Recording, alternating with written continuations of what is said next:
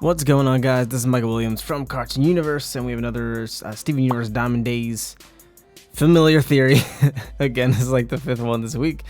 If you're new here, definitely subscribe, hit the notification bell, because we're going to be covering Diamond Days and other theories regarding Steven Universe very, very soon, and we're going to be covering the next episode, which is Together Alone, on Monday, December 31st, which is also New Year's Eve. So you should come hang with us. It might be a stream, it might be a video, I don't know yet. It kind of just depends. But speaking of Together Alone, I think we can kind of piece together how exactly this episode is going to go. And that is primarily because of the way the entire episode is actually set up.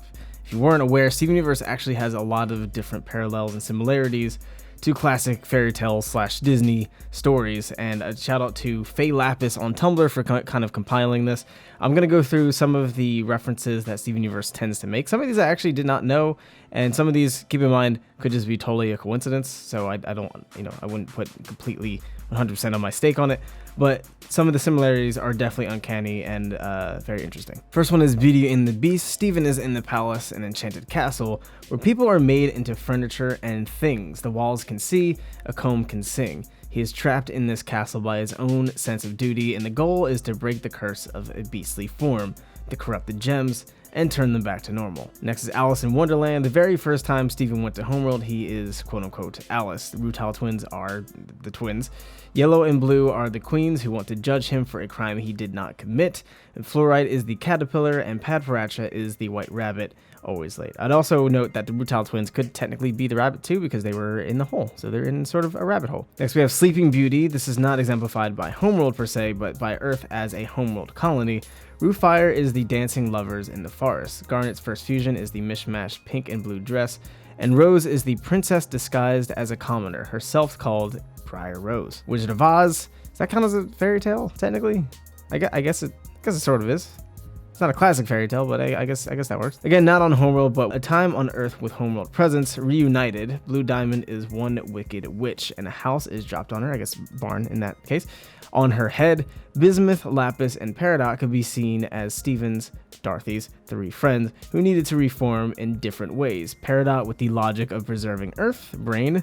Bismuth fighting without shattering, or murder, heart. Lapis overcoming her isolation and self-preservation, courage. Then we have Little Mermaid. Pink Diamond was a princess who, despite her wealth and status, felt alone and longed to change her life, Ariel. Disrespected by her parents and fascinated by the human world, she wanted to explore her colony, to be where humans are. To accomplish this, she needed to disguise herself as an ordinary person. At the end of her journey, she finds love and decides to permanently transform into a human, Steven, leaving her parents behind. So how does this all tie into how we can guess what's going to happen in Together Alone? What is the next fairy tale that comes to mind? I'm sure most of you already picked up on it after Familiar, and that is Cinderella, obviously. While you probably noticed the influence of Cinderella in the roles of Steven as the titular princess, the mice, their dressmaking, and him throwing a ball where everyone's invited, it's also worth noting that the role of the evil stepfamily, namely how it's subverted despite the other Diamond's lack of respect for her, they actually do love Pink.